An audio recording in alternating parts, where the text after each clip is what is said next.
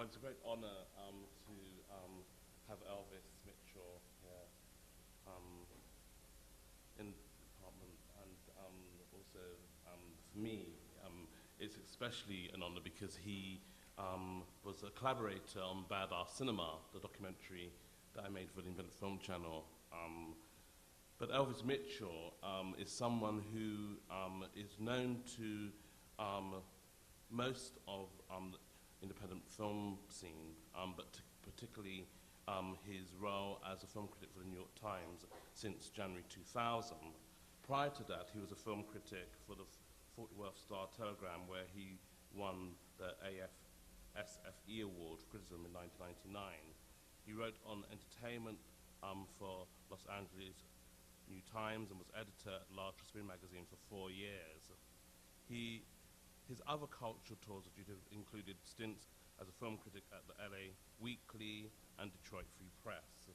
He has written on film, popular culture for the New York Times, Sunday Magazine, Esquire, Interview, and Vogue, amongst others. And he also has written entertainment reviews and commentaries which have been part of National Public Radio's Weekend Edition with Scott Simon since the show's debut in 1985. He's also hosted a treatment half-hour radio interview program focusing on popular culture since 1995, and he has hosted the Independent Film Channel's interview show, Independent Focus, a series of conversations with directors since 1997. In 1990, he was nominated for the Writers Guild of America Award for co-writing the American Film Institute's Salute to Sidney Poitier. And it's really such a pleasure that Elvis is actually here talking to us. I mean, I would have been completely unable to have done Badass Cinema without his help. He conducted many of the interviews with Quentin Tarantino and Pam Grier, and Fred Wilson, and Samuel Jackson. You know, so I'm very honored that he's here, and he's going to be giving 3 lectures. His lecture today is on pride, determination as an art form. And without any further ado, we'd like to invite Elvis Mitchell to our podium. Thank you.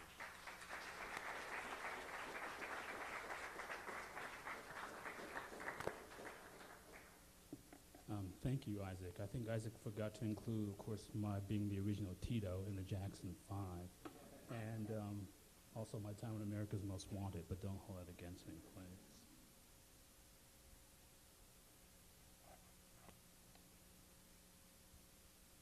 Preparation time. Chat amongst yourselves. Isaac, ask a couple of questions if you might. It's actually great to have worked on Badass Cinema because it gave me a chance to really get answered to my closely held beliefs about what black film in this country really were. And for me, the most interesting thing is that what was thought of as being a particularly angry period in black culture, black cinema, was not. The anger actually preceded that, and for the 2 or 3 of you who are still here tomorrow, and don't go out for coffee and donuts or something, I'll go over that for you. Oh, my cell phone, sorry. But as soon as this warms up, I'm so sorry about this. Don't you have any magic? Don't you do shadow puppets? That Balinese stuff you do is so beautiful. Don't waste that on me. Do some of it now, for God's sake.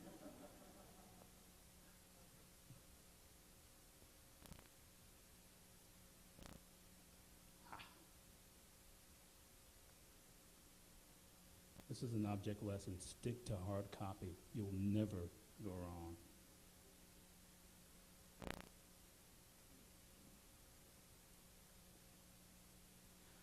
It has been written in tomes even older than this institution, if that is possible, that pride is one of the 7 deadly sins, but often it is all an actor or an actress has. And it sustained black actors when they had no portfolio and were prevented from serious purchase and cultural firmament. Pride for African Americans in the movie business was the equivalent of ownership of a Cadillac for black people in the 1930s or 40s. As the stories go, since we couldn't own property or houses, these cars became a way of showing prosperity. some Jurassic Park version of bling bling. But for African Americans in the movie business, pride was the emotional equivalent of finding a way to use everything on the pig but the oink, as my parents used to say. Pride was a way to make others stand up and take notice of you. I'm often asked, actually, surprisingly, what inspired me in terms of criticism, whose writing I admire. And there's certainly Ralph Ellison, who I was mistaken by for Skip a couple minutes ago, and whose balance of righteousness and sophistication I think was a unique blessing in American letters. And I actually wish that he'd written about movies, because the way he wrote about jazz incorporated the whole of the culture in a way that showed he knew how profoundly everything, music, literature, art, the street, the backyard, intersected. It has been a huge influence in the way I look at everything, because nothing is separate. It is all part of the same continuum. And for a long time, movies were judged as a particular art that were not connected to anything else. And the black cinema of the 1970s showed the way that everything just sort of boiled into a particularly aromatic stew. You have to imagine Ellison's sort of leisurely and sardonic boil ladled onto the movies. Probably they wouldn't have stood up to it. But the idea of Ralph Ellison writing about, say, barbershop would be like having Proust write about quarter pounders with cheese. It might be something of a mismatch, but I know I'd read every word of it, and you probably would too.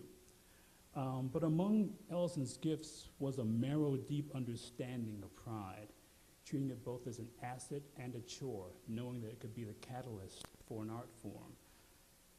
Now, if Ellison were to write about movies, could anyone conceive of a better love connection than Ellison on Ali, especially given what he said about the fighter in the early 1960s?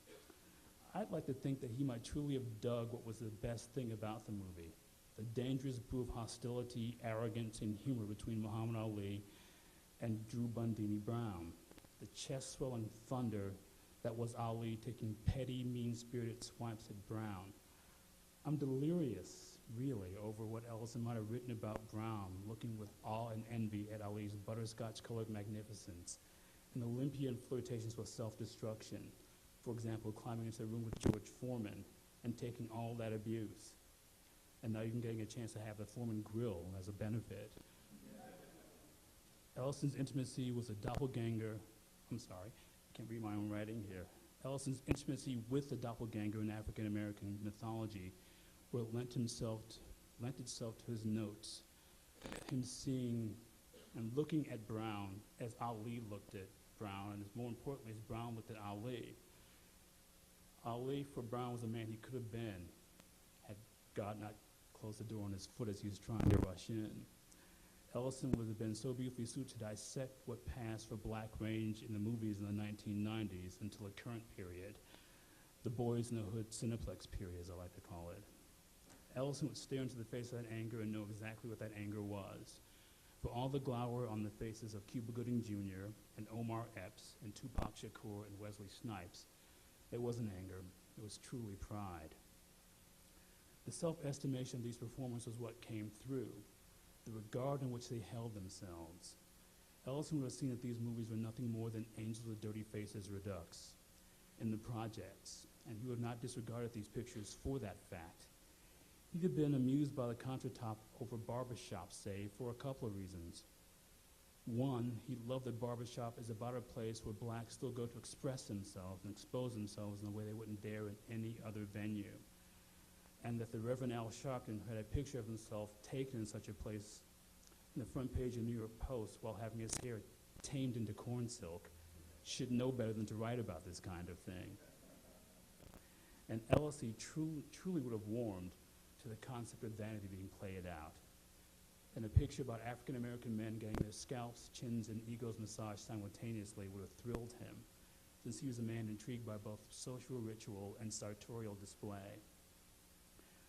Mostly, though, I'd like to figure that he'd be amused by the idea that Ice Cube, once the angry young man whose lower lip was pulled into a permanent fist, is no longer Big Pimpin', he's now Big Daddy.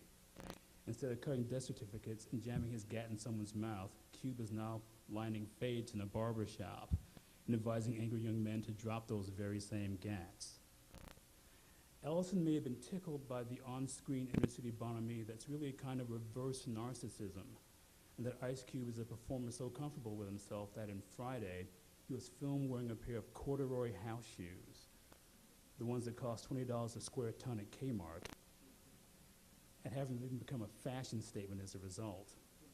I think that Ellison would get a large chuckle out of the fact that Ice Cube has become the hip-hop version of Sherman Hemsley of the Jeffersons, doing outraged slow burns in the Friday movies, and now we're sure to become another franchise, Barbershop, in which he's outraged by the fact that his shop will be taken over and turned into a strip club. The irony of this moral outrage coming from the man who directed Players Club is almost as absurd as Colonel Sanders rising from the grave and joining PETA. But all of this is a pride growing from egos so strong that the actors don't have to deny themselves. In New Jack City, we see a real reversal. It's Wesley Snipes who kisses off the love of the off-white archetype that was always a part of black pop fiction when he humiliates a light-skinned, fine-featured brother and dismisses him as a pretty motherfucker. Pride has become such a part of the black film-going experience that we've jacked the British film bourgeoisie romantic comedy and turned it to what could best be described as the Four Brothers in a Wedding syndrome.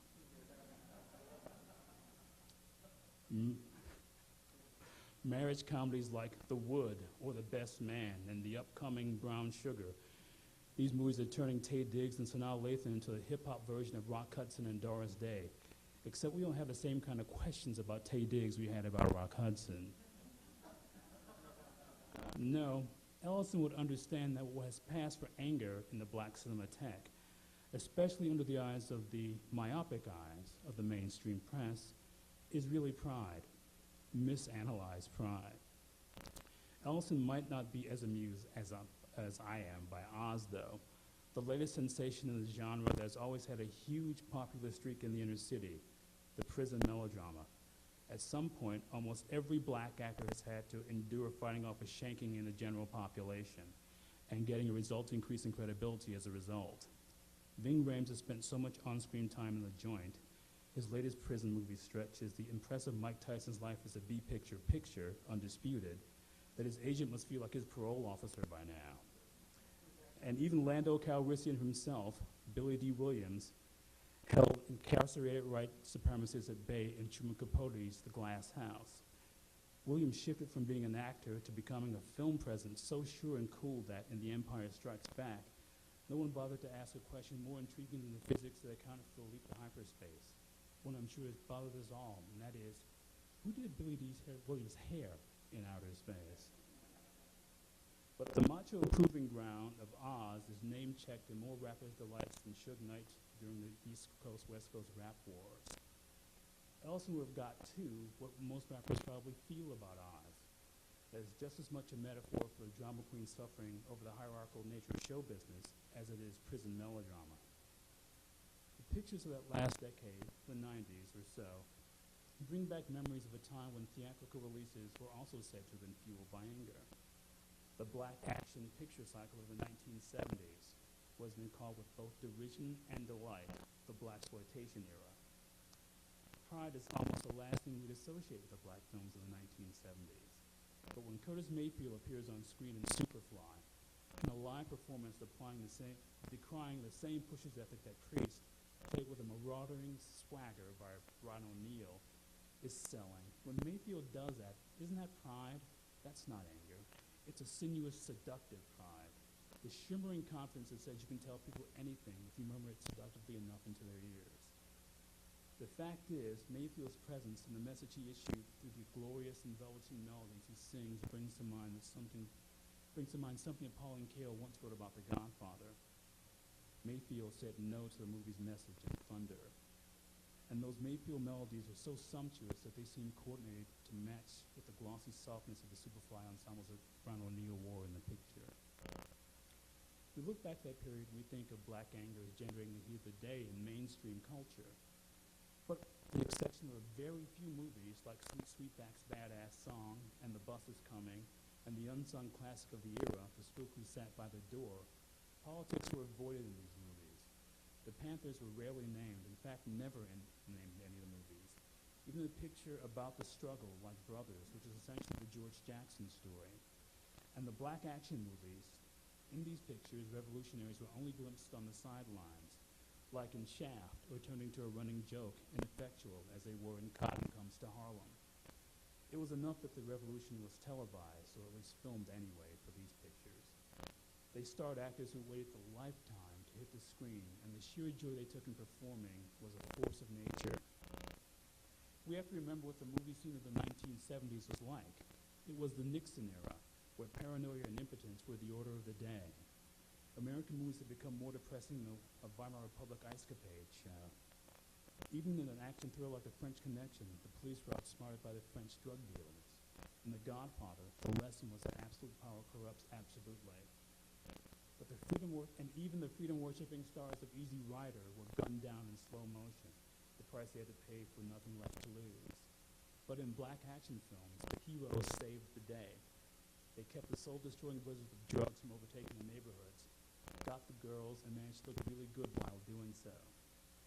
If you want to see a good guy win a movie in an uncomplicated fashion in the 1970s and savor the fruits of the flesh, you went to a blaxploitation movie, where the audiences roared with such vigorous good cheer that it was like going to a live performance.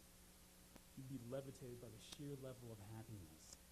In America, when politicians could do nothing right, black movie heroes and heroines were solving problems. Remember now, this is a time when Vietnam was scrupulously avoided in pictures. It was basically a backdrop, a sensibility, something that brought people down but was never mentioned.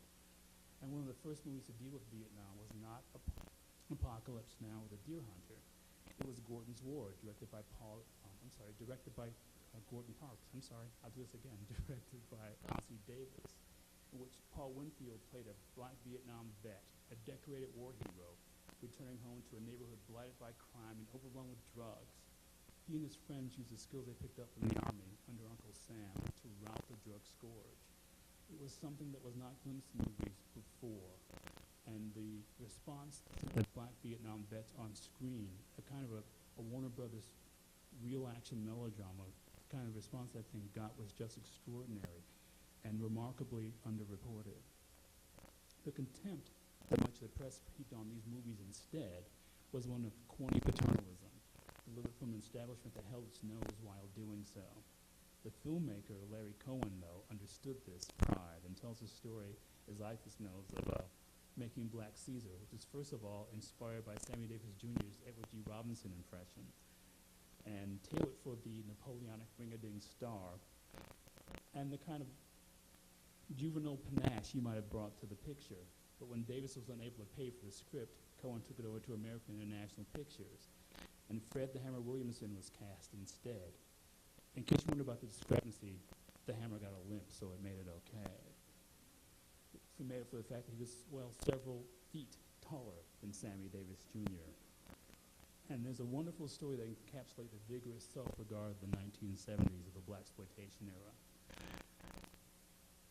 Larry Cohen, the director, had a practice of giving stars his credit cards, letting them go out to buy a wardrobe for the character, picking up anything they deemed to be appropriate. Williamson returned and started trying out clothes for his director. He bought 6 suits, 5 sports coats, a few jackets, and several pairs of pants and a couple of other jackets. In seeing Williamson in one of the suits, Cohen asked how much it cost. And Williamson replied, $400. And Cohen said, so for the suit? And Williamson said, no, for everything. And Cohen said, well, how'd you do this? And Williamson replied, Larry, on me, everything looks good. This kind of high-flying self-assurance and the winner's circle pride that went along with it was what powered the first era in which black actors got to be heroes. And black actresses, too. There was a time when 3 actresses were thought to be guarantors of box office success. It was axiomatic if you want to make a movie that people would go to starring women in the 1970s. You cast Barbara Streisand, Diana Ross, or Pam Grier. Black women got to be take-no-prisoners stars of movies and had a playful sexiness that set the tone for a slew of imitators on TV. Long before Quentin Tarantino was accused of stealing black culture for his movies, Aaron Spelling was coding black pop culture with big white clouds of confectioner's sugar and calling it Charlie's Angels. I don't recall seeing Pam Grier get a thank you nod in the movie, but that's not reason enough alone to give that picture a second look. Remember, too, that the 70s, the black 70s were also invoked by Charlie's Angels, the movie, because of the inclusion of Soul Train, yet Don Cornelius was conspicuous by his absence. Invoking the name of Diana Ross gives me cause to wonder and invoke the name of another writer, whose single, slender volume on film criticism gave me and others I grew up with hope. Someone whose insights on film are almost never mentioned when it comes to writing about the movies, and that man is James Baldwin. The title of his book of essays on movies alone is one of my favorites, The Devil Finds Work. I can hear my mother right now after she found that book in my room. I know that's right. A single paragraph he wrote sticks in my mind forever. He's getting at the kind of pride he felt in seeing a live performance and defining the difference between movies and theater, but also what brought them together. Upon seeing a stage version of Native Son, directed by Orson Welles, he wrote, Canada Lee was Bigger Thomas, but he was also Canada Lee. His physical presence, like the physical presence of Paul Robeson, gave me the right to live. He was not at the mercy of my imagination, as he would have been had he been on the screen. He was on the stage, in flesh and blood, and I was therefore at the mercy of his imagination. What Baldwin said about Lady Sings the Blues, the movie that starred Diana Ross's Billie Holiday, was a little derisive, I think, but it got to some of Baldwin's own anger about the fact that black movies caught with him a little bit too late. He said, Lady Sings the Blues is related to the black American experience in about the same way and to the same extent that Princess Grace Kelly is related to the potato famine in Ireland, by courtesy. The film pretends to be based on Billie Holiday's autobiography, and indeed, Billie's book may one day make a very fine film, a day, however, that I no longer expect to live long enough to see.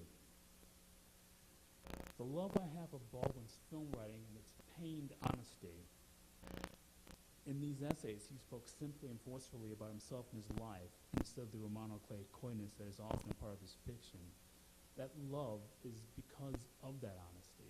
He was liberated in spilling his own thoughts and desires, freer than he ever was when offering up his I think we can basically describe as crypto-autobiographical narratives. He made what was idiosyncratic about himself universal. I wish more people knew about his film writing, because in that writing, he made a leap of empathetic imagination that explains the kind of debased pride that African Americans experience by seeing movies. For much of the 20th century, we had to see ourselves in the white stars whose attitudes and aplomb seemed similar to people we knew. We looked for a cracked way to see if they reminded us of ourselves. The way that he embraces Betty Davis is the way that Toni Morrison in Black Stand-Up Comics described Bill Clinton as being the first black president. Until we get our own, we will just have to make do with that. Because these pictures, the black pictures of the 70s, though, sail under the notice of studio interference, there are a few filmmakers around to stamp that sort of mark of Cain that I think Baldwin tended to look for. He tended to want to feel guilty about the pleasures that movies brought to him. Instead, in these movies, there was a zest for living that contradicted the struggle for civil rights, a simplified zest for living. That he was a shaft and slaughter that lies that would flee from the quotidian insults of trying to live from day to day. The only white heroes of that era to show any pleasure in the lives they led on screen were James Bond and Jack Nicholson. And by that time, James Bond was wearing polyester. And since he was being played by Roger Moore, he might as well have been made of polyester.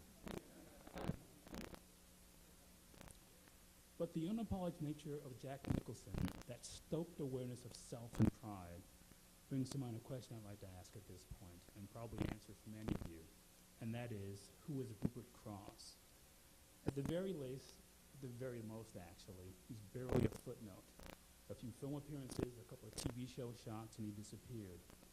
Yet there were few actors with such a capacity for radiating pleasure on screen, without making a coon joke of himself or a clown with too big a grin. And Jack Nicholson paid tribute to Rupert Cross after winning the Best Actor Oscar for As Good as It Gets in 1998. Cross's stylized speech pattern, it sounded like a brand of musical laziness. I can hear it in my head now. The seductive area lilt can be heard in Nicholson's own cadences. And director Hal Ashby said that Rupert Cross cast a giant shadow over his work as well. Ashby directed The Last Detail.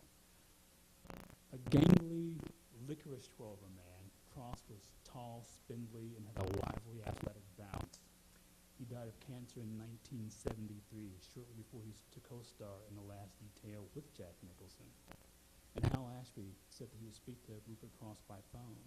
Cross was living in the West Indies at the time, and declaim how marvelous the sunshine was, and he would laugh. And Ashby felt horrible. He thought, what am I supposed to do? Say, Rupert, you are dying, don't laugh? But Cross's infectious good spirit in the face of suffering informed Ashby's worldview. The writer Kit Carson described Ashby's perspective as corrosive lyricism, a quality that became a key element in the director's best work, The Last Detail and Shampoo, both of which followed his time with Rupert Cross. It was Cross's fierce pride that became a none too subtle part of Nicholson's work. And in many ways, that kind of broad-beam physical and spiritual assurance is what African Americans had to use to make an impact on the margins, and having that innovation slowly make its way into the mainstream. You don't think of Jack Nicholson as being a man who took a taste of black culture and made it part of the way he works. But he saw the assurance of Rupert Cross as being a way to deal with the defeatism that had soaked its way into mainstream film in the 1970s. The most memorable moment I can think of this kind of pride, this kind of assurance in the face of anger, was an episode of the Bill Cosby Show, the first Bill Cosby Show in 1970. It's a groundbreaking sitcom without a laugh track or a studio audience. And just after I Spy, which Bill Cosby played a San Francisco school teacher, and we were Cross at a guest turn as a lawyer, trying to provoke him into suing after an accident. Cross plays an enthusiastic, unapologetic shyster, and Cosby's own slow rhythm versus Cross's were more mind-bending than any amount of Indo smoke Snoop Dogg smokes. Watching these two actors work was like catching a couple of super talented jazz bassers compete to see who could bend and sustain a note longer. And both men have the natural physical arrogance of true athletes, the kind of self-belief inherent in people who know they belong in front of audiences or on the screen. There was no fear in Rupert Cross, and his daring was a spark to Bill Cosby, whose syncopated slyness thrived on challenge. Yet both men were incredibly generous actors, because black actors couldn't afford to be closed off. We think, too, about that kind of pride that informed the mainstream. And before the Beastie Boys, and before any other white hip-hop artists were lifting black culture, it was Robert Culp who fell in love with Bill Cosby and started doing Cosby on screen. And a few years later, it was Bill Murray who fell in love with Robert Culp doing Bill Cosby. And it was Bill Murray bringing that kind of physical arrogance to the screen. And later, it was Bruce Willis falling in love with Bill Murray, falling in love with Robert Culp, falling in love with Bill Cosby, who brought a kind of sure swagger that informs action heroes to this very day. You can't look around and not see Keanu Reeves and see a little bit of Bill Cosby there. It's pride that I'm talking about. People who know what they're doing, and even though they have no business acting, they know they're movie stars. There's a big difference. And this was the kind of generosity seeing these two men work together, because they couldn't showboat and upstage at the same time in the way that white actors did, because there just wasn't room. The rug would be pulled away from beneath you. Until maybe 20 years ago, there was no black actor equivalent of Dustin Hoffman, whose acting style is often built around upstaging others and claiming the ground for himself. Watching Dustin Hoffman and Tom Cruise in Rain Man is like watching two people walking next to each other on the street talking to each other on cell phones. They never connect. Hoffman's entire performance is to slyly use autism as a way to upstage the other actor, and poor Tom Cruise, who was barely talking to begin with, let alone an actor, has to peer over. If you pay attention to it, Hoffman never looks him in the eye. This is the way he steals the picture from him. And yet in a weird way, he takes Tom Cruise out of himself.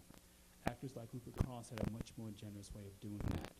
Another actor who breathed that pride is Steve McQueen, who co-starred with Rupert Cross in The Reavers.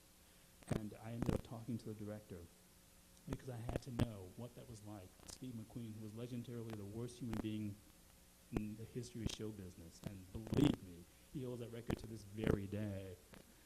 A studio head once said that Steve McQueen would basically rent his filthy, unshaven, naked body to a studio and make you buy him clothes, soap, and underwear. That's a little regard he had for what he did.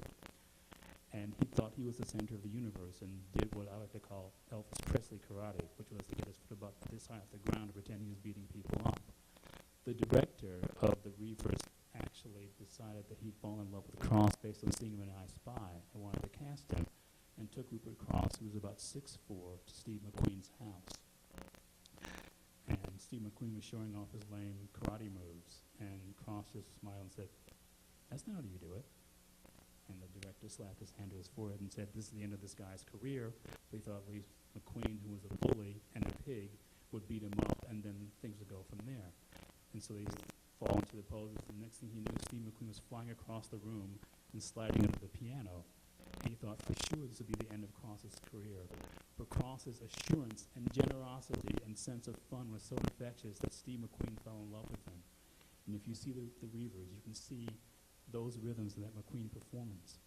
There aren't many actors who are as imitated as Steve McQueen today, and that Steve McQueen took a lightness of spirit from Rupert Cross. That took a little bit of Rupert Cross and basically every male action star who has walked in front of a camera since 1970 I find to be enormously cheering.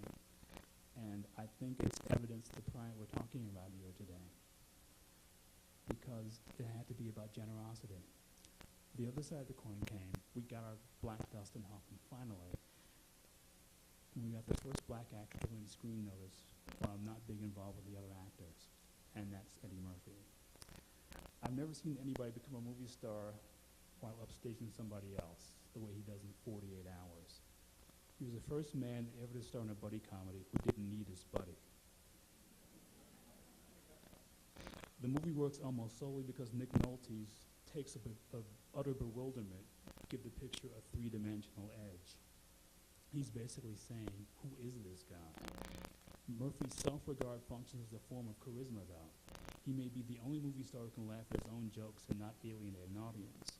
Usually when actors laugh at their own jokes, they relieve us of the necessity of doing so ourselves. But Murphy is a self-contained phenomenon, vacuum-packed and hermetic.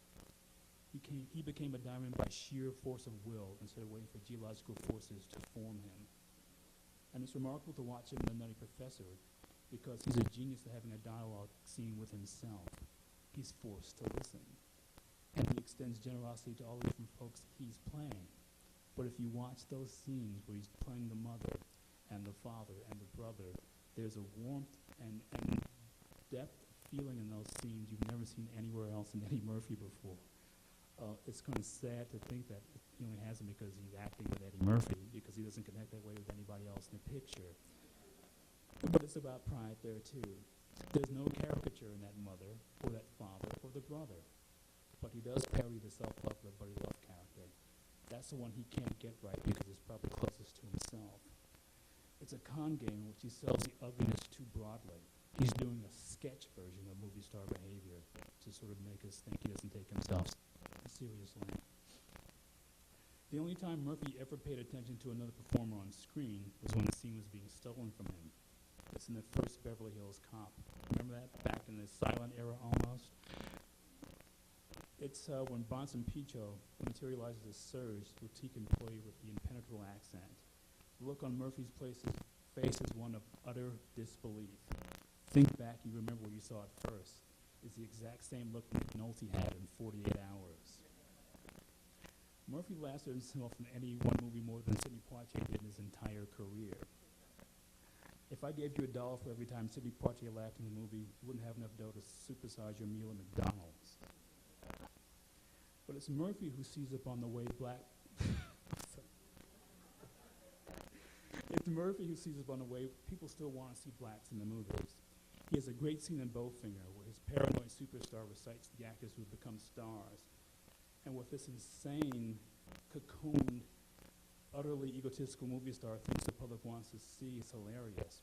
He asks for his retarded slave role so he too can win an Oscar. But even in this time, though, he parodies fury. He sends up rage. His eyes pop open wider than the donkey's eyes in Shrek. It's all on the surface. Intriguingly, though, The first actor to win the Best Actor Oscar, Denzel Washington, picked it up for playing black anger and using it in the most manipulative terms possible. It's like a media satire of what an angry black man is like. The rogue cop Washington acts in Training Day is an aberration. A detective who knows how to employ his blackness in the most shrill and shrewd terms possible to send a chill down white liberal spines. He is a character James Baldwin might have written and thrilled to. And he is the answer to, over 40 years later, the guy Sidney Poitier played, men who would solve a problem and disappear into the shadows by the movie's end. And Washington took this portrayal one step further. He also satirized the bad boy for life behavior that we imagine is the province of tantruming movie stars and hip-hop music moguls, showbiz brats, terrorizing those who won't give in and give them their way, but doing so with an upstage wink.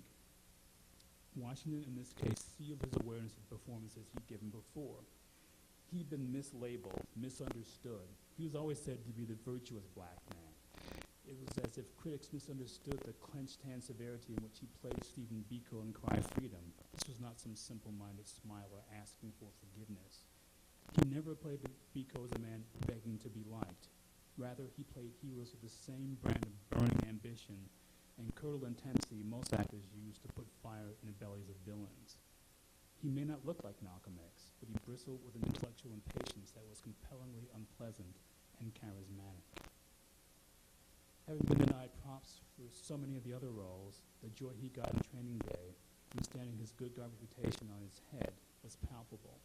It takes me back to the black action lead performers we saw in those movies of the 70s. It completes that cycle of pride and makes me wonder when the next hero will start. It was also pride at its most perverse. Washington was no longer using his considerable powers for the good of mankind. Baldwin must have felt the same way, too, when he wrote a script of Malcolm X in the late 1960s. That script bears no resemblance to the Spike Lee film, so don't go see it for that reason. But it's a beautiful piece of work, One Day When I Was Lost. In The Devil Finds Work, Baldwin writes about the subtle balances and trades of power that were a part of the demimonde that Malcolm Will resided in were translated for the screen.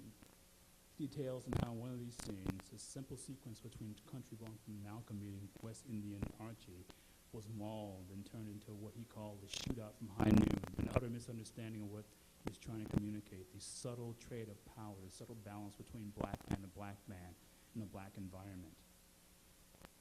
He writes, "How I got myself out of this fix doesn't concern us here. I simply walked out, taking my original script with me. But the adventure remained very painfully on my mind and was indeed to shed a certain light for me on the adventure occurring through the American working class."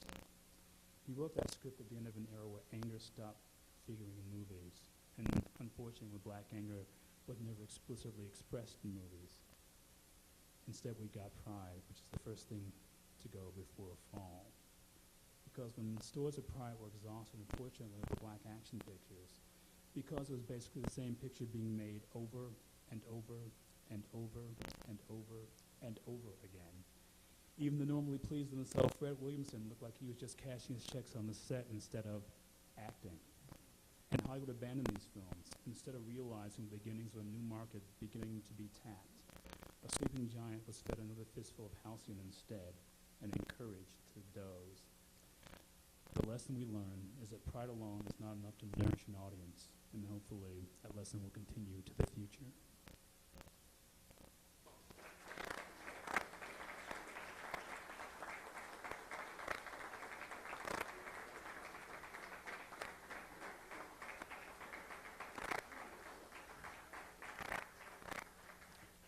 Questions, remarks, rebuttals?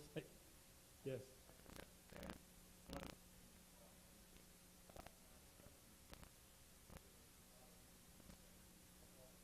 Oh my gosh. Oh my gosh.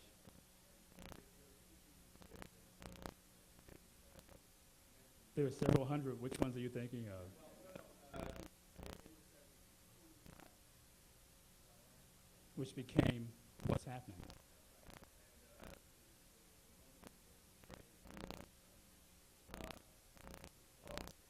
He opens a bottle of the MD 2020 and pours a little bit of it on the grave and said for all the brothers who aren't here. which was created for that movie and has now been taken to be a piece of black mythology that goes back to the beginning of the 20th century. No, by Michael Campus, starring Max Dillon. Yes, he did. Yes, he did. One of the interesting things about that era and about black actors in general is that when white writers would write parts for them, a couple of actors, one I won't mention because I won't get him in trouble, but Dexter Gordon is another who's no longer here, said these parts were written for them like sharecroppers. And it's understandable, at least because it was Bertrand Tavernier, who probably didn't know too many American black men. But in the cases of the Mac and a number of these other movies that weren't written by black writers, the actors improvised all their own material. Certainly, Max Julien and Richard Pryor improvised all their roles in the Mac, and it was what established Pryor's amazing audience rapport. That was, I think, one of the most interesting ways in which this pride kind of manifested itself. So what I was talking about, these actors taking every part but the pig, but the oink.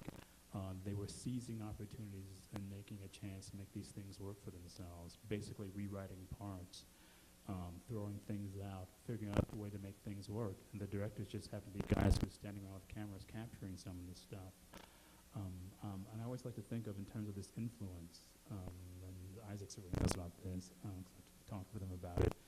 The first scene of Saturday Night Fever, which is all about pride and musicality, it's that shot of those shoes walking down the street as the music propels his character along. It's virtually stolen from the opening of Shaft, which has never been written about in the mainstream press. And I don't know a black person who saw it and think, that's Shaft.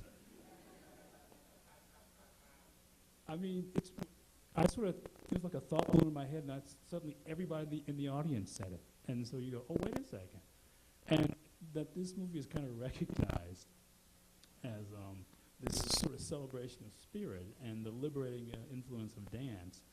I actually think it was really the first hip-hop movie, and as much as I said that Quentin Tarantino's kind of chastised for student black culture, that wasn't the first time. That was basically a blaxploitation movie treated as a white mainstream melodrama, and it was the first sort of white melodrama to turn the corner. It was the one that said there's hope, there's optimism. It was basically the beginning of the Carter years. And the other one was Rocky, which has a great performance by Carl Weathers. But getting back to that arc of pride that I was talking about here, it's that kind of pride and lifting that ethos that transformed movies. And again, it's something that I think Ellison would have noted, because we can't pretend these things exist in a vacuum. These movies are all influenced by others. The first movie Martin Scorsese was ever offered to direct by a studio was a studio actually offering money to do Mean Streets as an all-black drama. And he thought about it and said, well, I don't want to be just typed a black director. And so he waited and found money elsewhere. But that's how that happened. Because it was also sort of axiomatic, too, that if you made a movie with a black cast, you were guaranteed to make your money back. Because up until the 75, there were so few of these movies made and such a hunger for them that audiences went to them. And I just remember that Pauline Kael wrote in the mid-70s when she was asked by a friend what movie she could take her kids to that was kind of innocuous, that they could have a good time at and watch a hero win. The only thing she could think was Cleopatra Jones. And this is the era of The Godfather Part 2 and The Conversation and Chinatown, movies that we think was being basically part of the golden era of Hollywood pictures. And these pictures are also sort of downcast, such a downward spiral, that audiences, and white audiences did go to these pictures because, they played drive-ins. These pictures would play, and that message of sort of positivism, and more importantly, of seeing women who are, and I guess I can use this word here in this room, empowered, really sort of changed the way young women saw movies. They were hugely influential, and that influence has never really been acknowledged. Well, I guess I talked so much, I answered every single question anybody else could possibly have. Sure.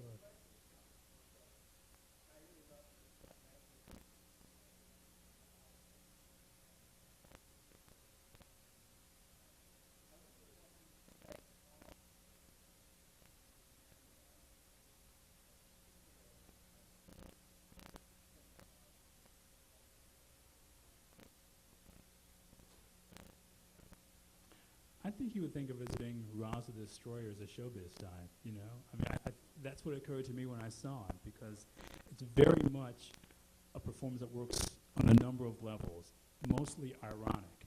And it really was Washington putting that sort of burning anger in quotation marks when he'd been sort of lionized as this guy who basically plays good guys all the time. And it just seemed foolish to me and to most people I knew who pay attention to his work that that his career was reduced to such innocuous terms.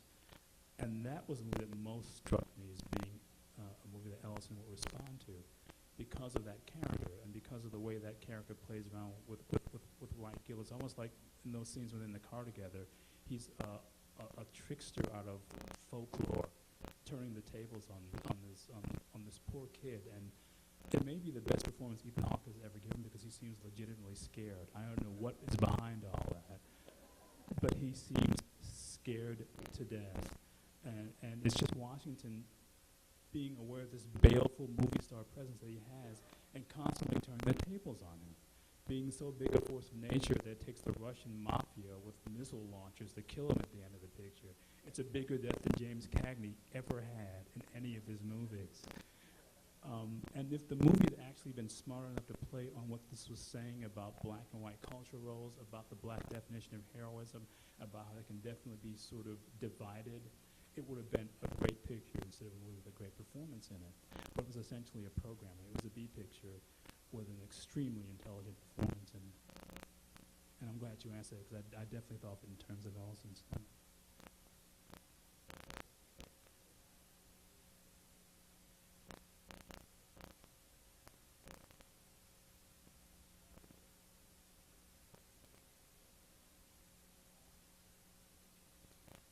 I don't know if noir was ended, because if you have to remember too, the blaxploitation films were actually remakes of those noirs. Cool Breeze is a remake of an old noir, and basically MGM looted its catalog because those movies would cost them nothing to do. And it's interesting though, those noirs were basically done in daylight, metaphorically. I mean, they were noirs where basically the heroes won at the end. You know, they weren't about doom because there was such an interest in showing that these fears could be conquered, which is what so much noir is about. Conquering your fear of self, conquering your own inefficacy. And these heroes have done that from the outset. There was no, even Fred Williamson with a limp can convince you for a moment that he was downtrodden in Black Caesar, which is again essentially a remake of Warner's B picture, which is proto-film noir. And Cotton Comes to Harlem, which is film noir from the Old Testament. Especially as written by Chester Himes, is sort of turned into black vaudeville. It's given these turns with these actors who are basically making a living working off Broadway, and their hunger to be seen makes each scene in that picture stand out. And it's rare that you see a movie like that where actors have been working, they're journeymen, they're basically in their mid to late 30s. They've rarely been in movies with more than one or two lines. They seize the opportunity between their teeth. The whole movie is energized by that. So I think what those movies actually did is show that those noirs could be remade pretty successfully. And noirs were basically always a genre that were made for, you can make them for drive-ins, and we do them in ways that sort of play to specific audiences. A lot of the American International teen-exploitation pictures were essentially noirs too. Certainly all the motorcycle pictures were film noirs.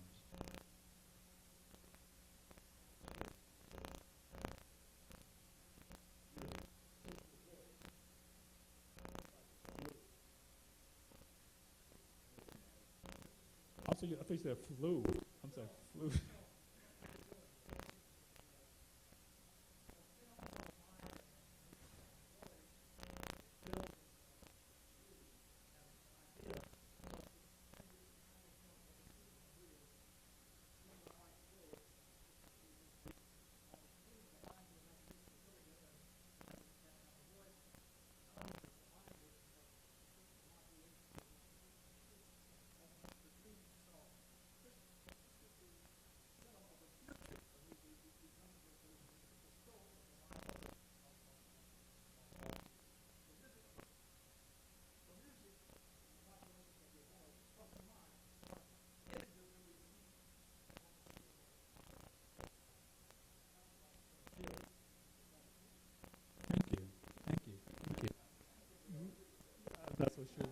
Thank you. That's very kind.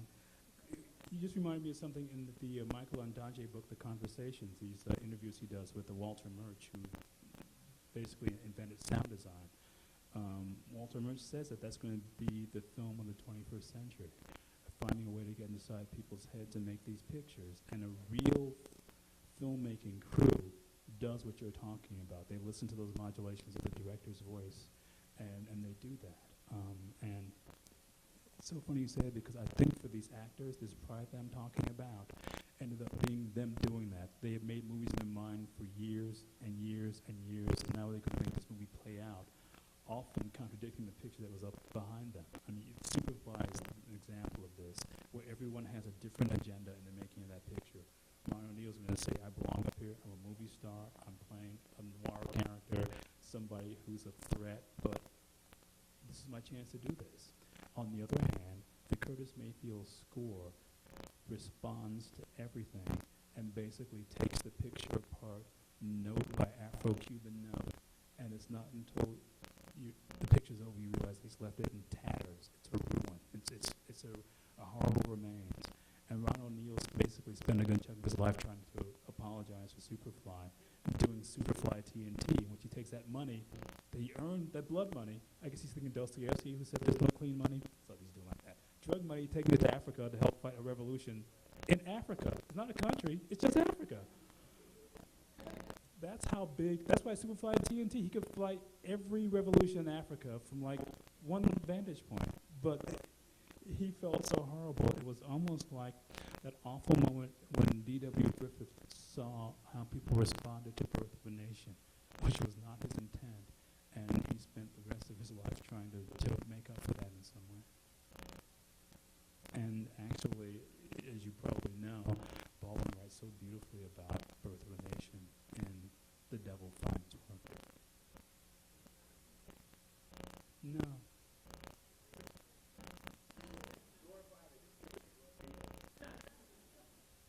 Is that sarcasm I smell, or is that the aioli over here? We have to remember, this is the beginning of the 20th century, where people are still figuring out the power of the movie screen. He didn't realize what he thought would be a movie would become stereotyped. I'm not saying he was enlightened. I'm not saying he was George Lucas or Jar Jar Binks or anything like that. But it's that moment when he recognized the power of the movie screen. And he basically, like all those guys, thought that what they were doing were making movies on the run. In the early days, trying to hide from the Edison people, trying to shut them all down, the patent screw, because Edison said he owned movie making. So every time a crew shot, Edison and his people would go and shut them down unless they paid a royalty to So those days, you were just going around making movies, essentially doing guerrilla filmmaking, the invention of independent filmmaking, as it were. When you got a chance to actually sit down and make a movie in the studio and use extras and film for more than a week in a row, you never thought about the impact. That's what came to haunt him. Please, another compliment. I'm waiting.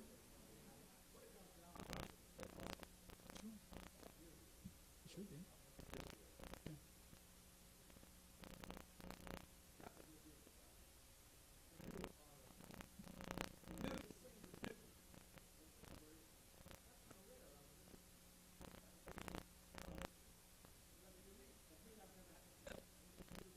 I'm hoping it happens again tomorrow.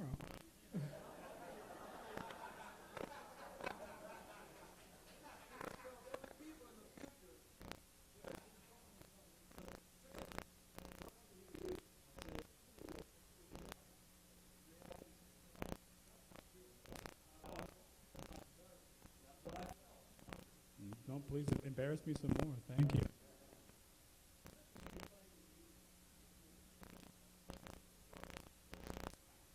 I don't think it was in that same way it was pride, because there was not a sort of a feeling of having this place in the sun. I mean, black actors existed in the periphery in those days, and that's actually part of what I'm going to talk about tomorrow, is more about that anger that informed those performances. Most ironically, in the comic performances, where that anger came through. You think about seeing Bill Bojangles Robinson with Shirley Temple, and he danced like he wanted to kill that girl. I don't care what the look on his face said.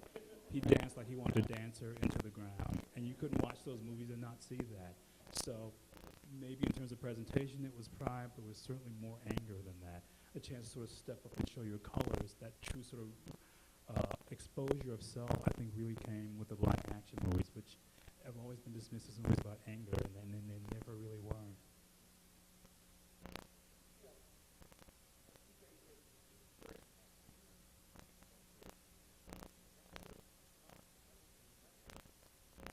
Have you been reading me? I don't think that's going to happen. I'm sorry.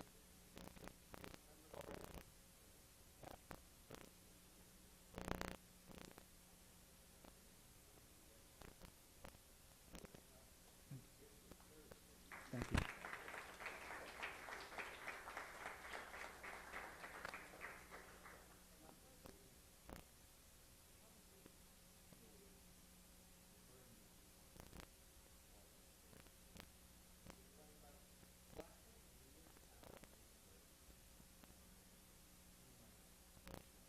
Well, yeah, I stopped Red Dragon. It only made $40 million last week, thanks to me.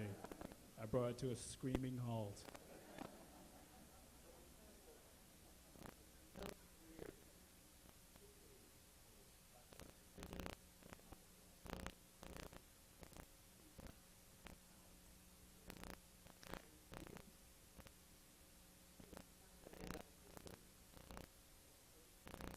I feel like Rupert Cross, I'm just trying to make up for lost time, because I just feel like in so many ways the subject of blacks in cinema has never been addressed, ever. And I've been on NPR for 15 years and talked about this, and people go, oh. But when I say it at the New York Times, I'm accused of being part of the race police, which makes me think I'm doing my job, because it never gets brought up before, or not to the extent, and it's certainly a part, it informs every decision that gets made in the making of movies. I mean, you think about a movie like Snake Eyes. Well, Will Smith was supposed to star in that instead of Nicolas Cage, but Paramount thought, a black man, we can't pay him $20 million because audiences are not going to go see him in that movie. So they gave it to Nicolas Cage, and the movie is still a flop. The fact is, this question has to be answered. The fact that I can sort of hopefully make a difference. There's a great little movie called Lift about African-American shoplifters that I went out of my way to write about. Is not a great movie. In fact, the last half of the movie just totally falls apart. But there's a remarkable performance by a young actress named Kerry Washington in it. The movie's about neighborhood, about feeling, about a community in the way that movies rarely are. And I tried to make a case for that. It didn't seem to make much difference. Nobody ever picked it up. I think I tried to understand that whereas praise may not help a movie in the New York Times, the panel will certainly wreck it. A little movie that somebody raised $50,000 for, or $1 million, and somehow everybody can raise $1 million nowadays. I have no idea how, because I cannot, but everybody else can. And anybody can raise $1 million and make a movie. And I want to try to find a way to congratulate them for that effort of doing that, of putting together that money, finding those people, putting together 2 weeks to get a picture shot. But, you know, that effort doesn't often translate into a real motion picture. All I can do is try to help the people I can and to make a case for that history. Talking about Training Day in a kind of a context I think everybody else missed, because, you know, after I write the review, I go and look everything up and just sort of see the response, is people saying, oh, Denzel's finally playing a bad guy after having played a good guy for so long. Well, he never played a good guy as just a good guy before. That never happened, ever. The first time I saw Denzel Washington was in 1982. My mother took me in a stroller to see, I saw him do his first movie, Carbon Copy, during the day, and he was in a soldier's play at night. And there was such a huge amount of range in those performances. At the same time, Val Kilmer, who had not done anything yet, was on the cover of Rolling Stone. I mean, he's in a play. And when I finally got a chance to meet Washington later, I talked about this, and he just said, oh, don't get me started. So I think all that sort of built up emotion, let's say, becomes a part of what he does. And just sort of playing that, taking all that sort of emotion and using it for whatever reason in the way that he does in Training Day, becomes a commentary on the way he's been treated on the way that black movie stars have been treated and the way that they're regarded when they walk into a room. And it really is, it is like something out of Baldwin, and also like something out of Ellison too. I mean, it contains multitudes. He is a character, almost a lumpen character out of black fiction. I can't, I have to be honest. I mean, it would be condescending for me to do that, and an abuse of the power. On the other hand, it means too that when I'm really enthusiastic about something, hopefully people trust that's real enthusiasm and not just me making a special case, pleading a special case, because it's not it.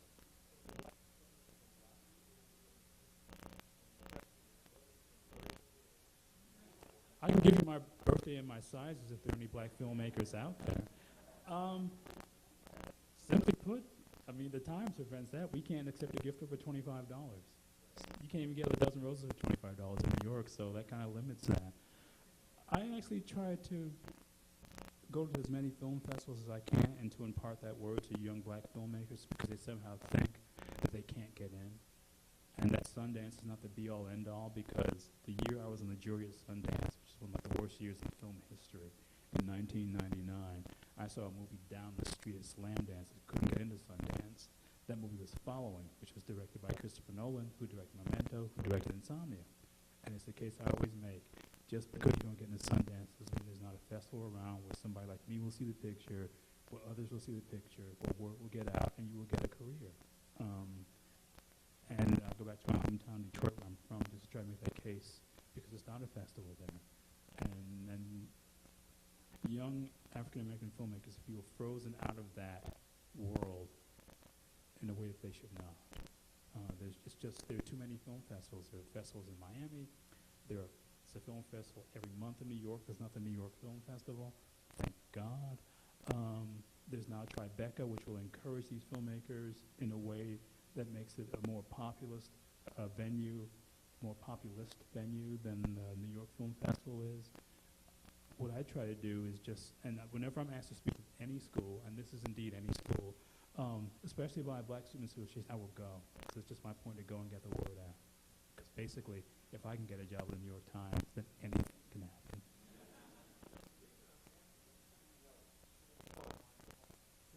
Yeah, of course. No way. Absolutely. Yeah. Yeah.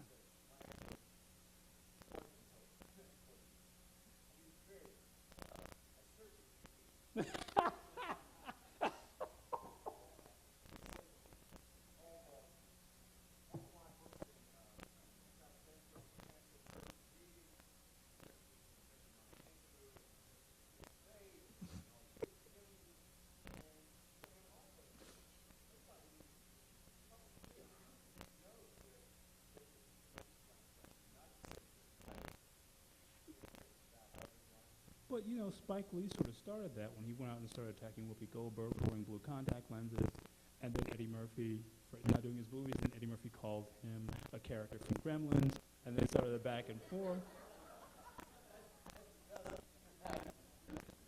And then what was the difference between that and what Wanda Coleman said about Maya Angelou, I mean, she's basically calling out an alley to a razor fight, and Maya called in her squad, and that was the end of it.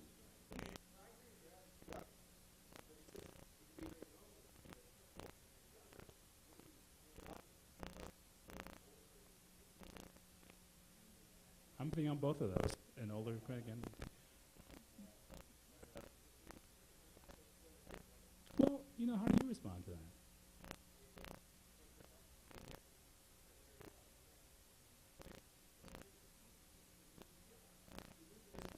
That's just it. That's the most important part, because once you sort of pull a punch, then why should somebody take you seriously when you offer praise?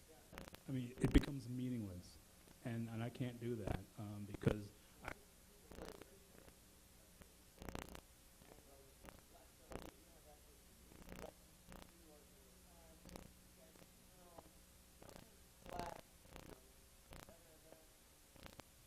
yeah, but I have to say, too, that these guys weren't seeking me out when I was at NPR, partly because they're coming on me having this job, where it's at the New York Times. It doesn't matter what my name is anymore. It's just those 4 letters that follow it. And I have to sort of keep that in mind, too. On the other hand, that accords me an enormous amount of power that I can try to use in the most direct ways possible. Writing letters to get people in the schools, I'm going to speak at these classes, telling these kids that they should watch movies, telling them that they should read these books, pointing out the James Baldwin of film criticism, which is something that's managed to elude an enormous number of people, including people in my so-called profession. It's up to me to get this information out, and every time I write a piece, and as I talked about Rupert Cross, I almost started to tear up here because I remember when he talked about that at the Oscars, and I was having an Oscar party at my house in Los Angeles with some friends, and everybody just, and these are people who work in the industry, kind of went, who's Rupert Cross?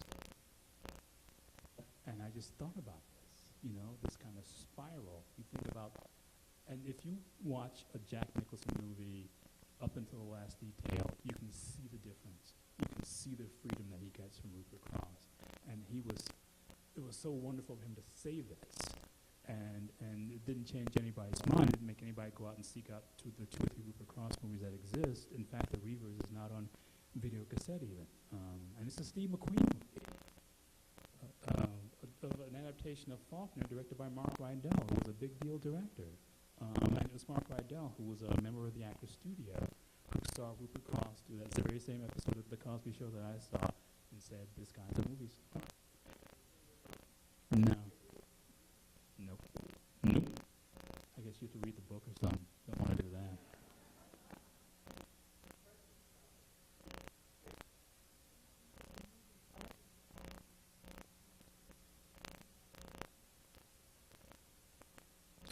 That's what I was trying to say up here a little bit about, I think those remarks, the movie is about people, black men, being in a place where they can, use an expression, let their hair down and just talk amongst themselves and not worry about what anybody else says.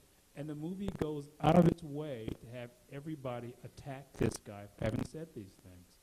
And if you've been in a barbershop, you've heard those things said before if you've been in a black barbershop. I only go once a year, but I certainly hear it.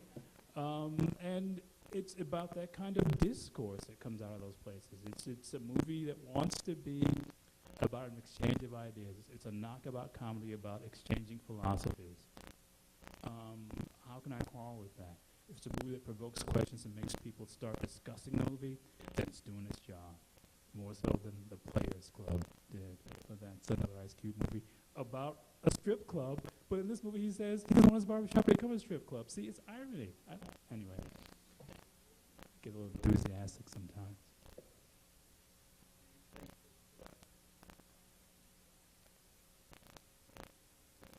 No, because I think Oscar Michel's about industry. I think he really is the entrepreneur who saw basically a hole in the marketplace and stepped up to fill it.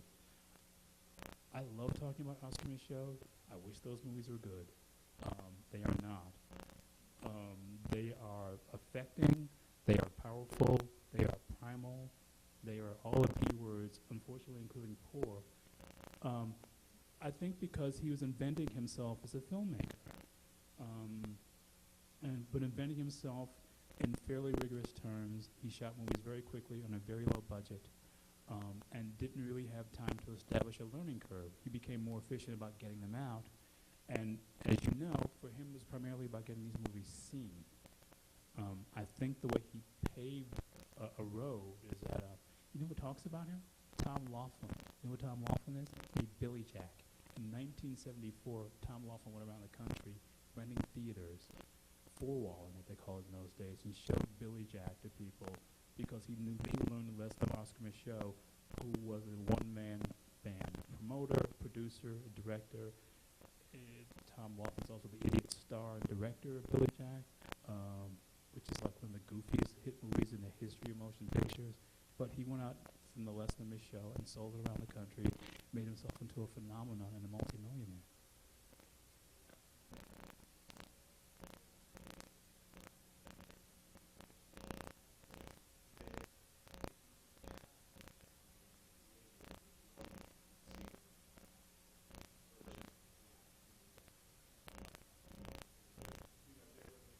Sure, yeah, absolutely. And in his early pictures are kind of remakes of some of the D.W. Griffith things, because he was very interested in dealing in fairly simple stories that made their points pretty quickly. And it was best to come up with black archetypal versions of Gable, of all those other people. And I don't know how many you've seen of those movies, but I always had this sense of yearning everybody in these movies wants them to be good. And I've never had a sense of responding to that in a movie before, the way I do watching in the show. Especially when you see one projected, you get this sense of this ambition stretched beyond its limits. You can hear the elastic snapping, but you respond to it for that reason. And it is, if it had been somebody with a film sense instead of a business sense, he would not have been influential in just the way he did business. We'd still be talking about his movies.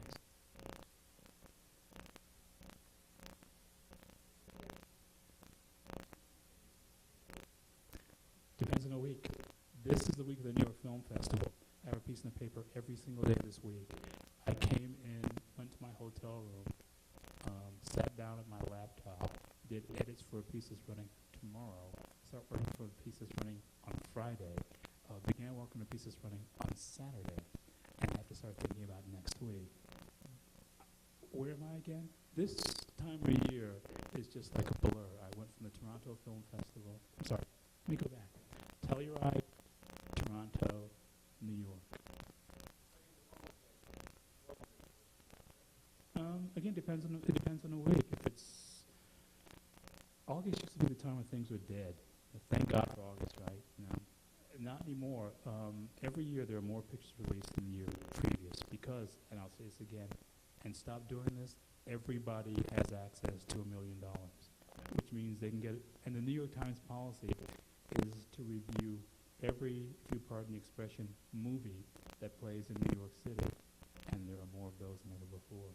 So you're not dragging yourself off to see this thing that somebody else shot on, if you pardon the expression, high-definition video. And I really don't want to pan one of these movies because it's not going to help. This poor guy is basically, he's got to go get his mother out of hock or, get this money he's supposed to use to go to rehab, to pay for this movie, pay it back somehow. I don't want to do this. I mean, it's awful. You can just, oh, God. That's the level of performance is kind of stultifying. And I don't have the luxury of walking out of these movies because I got to review it. So, let's say it averages out to probably 5 a week. When I write about, no, I feel like it's unfair.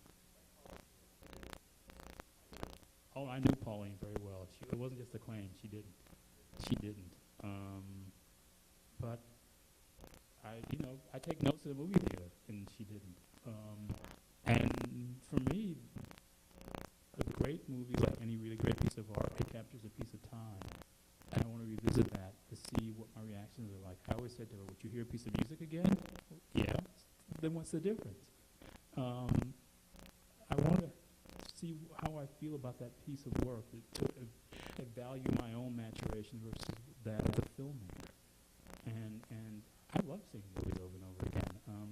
One of the great joys of my life, until it got stolen in Cannes, of all places, although I'm French, was my portable DVD player, which freed me up from having to watch, the King of Queens on an airplane. Skip, it's just amazing. You sit at this thing, and you can watch a movie, and not like on this thing where it stutters and stops. You see the whole picture. I mean, it's like this big, but you get like movies from the 30s with short and widescreen.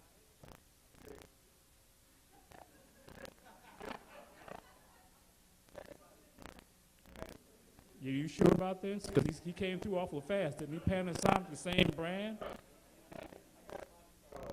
Oh, Monte Carlo. On the street? On La Rue, was it? My brother? Mon frère?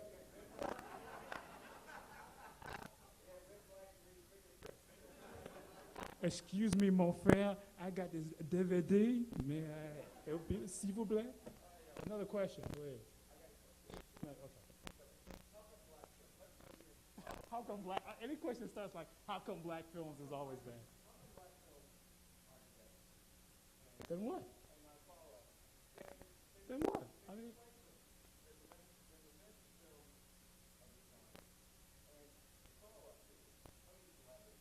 Yeah, I can't wait. Go ahead, Prof.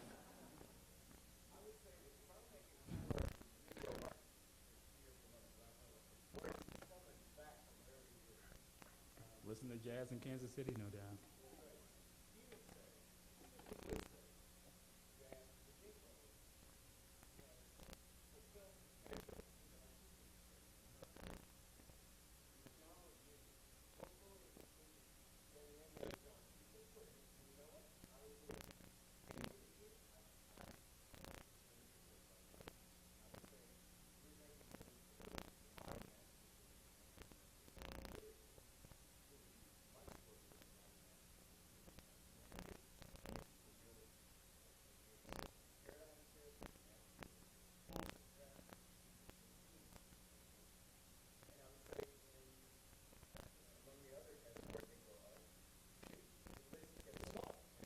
I would respond to that with this. I would say for African Americans, music is a bigger idiom than it is for any other race.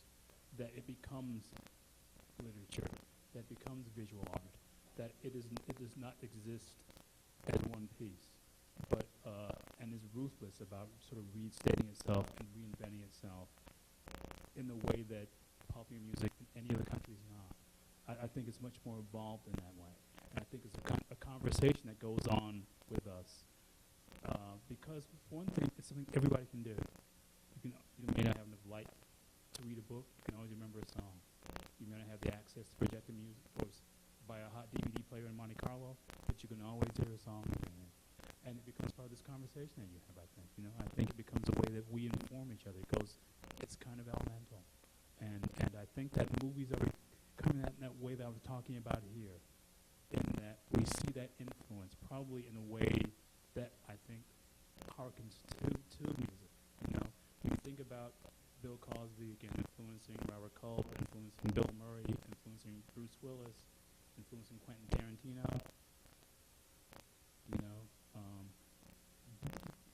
Maybe we're not making that movie, but we're basically giving others the access to make that movie. I think what we're going to see, though, is things can be interesting now. In another 2 years, anybody will have access to the same kind of filmmaking from that George Lucas used to shoot the last horrible Star Wars movie, which I didn't review, thank God. And then we will see, when it becomes a much more democratic art form, and when it's also that thing you were talking about, we see movies that aren't just in theaters in our heads somehow and get the stuff out. When broadband finally gets over that bump and you can really do that, that's when it's going to get interesting. And I believe that's going to happen. That's going to be the next thing, because movies are cut the way hip-hop is cut now. And these actors speak in that way. And again, Ellison would note, he would note that.